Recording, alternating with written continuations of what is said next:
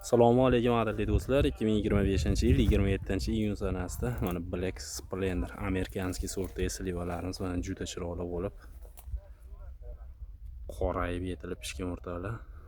Yangi kirgan navlardan ichi qizil bo'ladi. Hosildorligi zo'r. Mevasi ham qimmat sotiladi o'rtalar. Mevasi 20 ming sotilyapti do'stlar.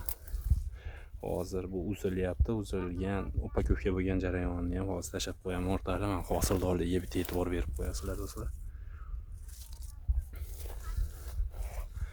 Slivadan boqilaman deganlarga mana shu Black Splendor slivani tavsiya qilamiz o'rtalar. Kalibri ham yirik bo'ladi. Tovarning vidi ham o'ta kuchli o'rtalar. Qorayib ketadi o'rtalar. Ichi qizil bo'ladi. Bismillahirrohmanirrohim.